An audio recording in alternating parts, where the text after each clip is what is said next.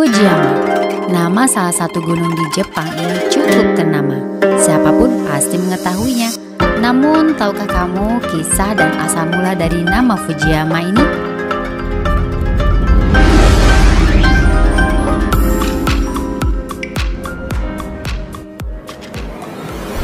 Assalamualaikum.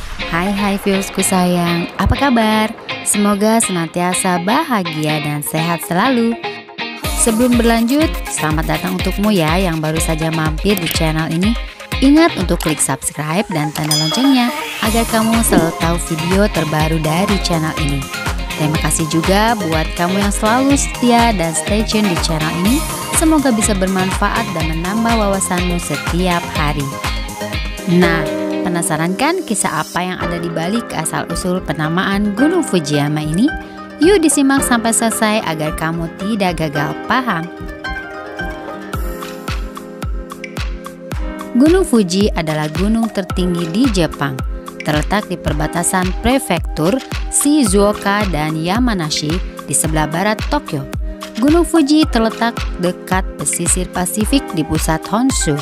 Fuji juga dikelilingi oleh 3 kota, yaitu Kotemba, Fujiyoshida, dan Fujinomiya. Gunung setinggi 3.776 meter ini pun dikelilingi oleh 5 danau, yaitu Kawaguchi, Yamanaka, Sai, Motosu, dan Shoji. Gunung yang merupakan simbol Jepang ini cukup terkenal dan sering digambarkan dalam karya seni dan foto-foto serta dikunjungi pendaki gunung.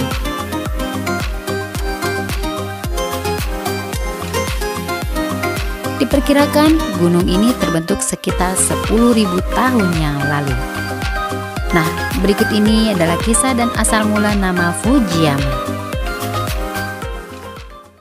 Kaguya. Pada zaman dahulu kala hidup sepasang kakek nenek di desa terpencil. Pekerjaan sang kakek adalah sebagai penebang bambu. Pada suatu hari, ketika sang kakek akan menebang bambu, ia melihat bambu yang bercahaya seperti emas. Karena penasaran, maka sang kakek memotong bambu tersebut dan ternyata di dalam bambu itu ditemukan anak perempuan yang kira-kira tingginya hanya 9 cm.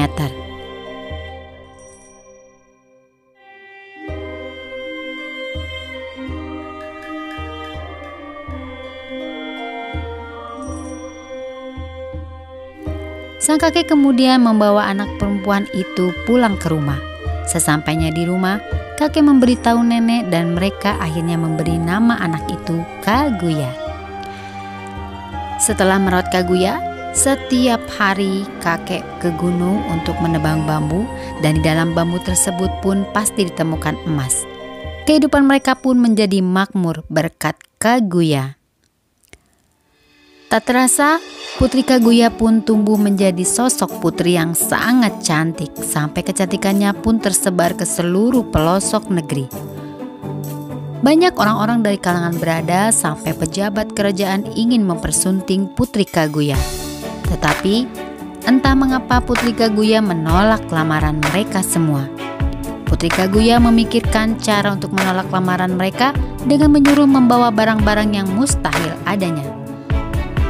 Siapa yang berhasil membawa barang-barang yang diinginkan sang putri, maka dia akan menerima lamaran salah satu dari mereka. Barang-barang tersebut diantaranya adalah mangkuk suci sang Buddha, kalung yang terbuat dari bola mata naga, kipas bercahaya, dan lain-lain. Para lelaki itu datang dengan membawa barang yang diminta, namun semua barang yang dibawa itu palsu karena barang yang diminta Putri Kaguya tersebut sangat mustahil ditemukan di bumi ini.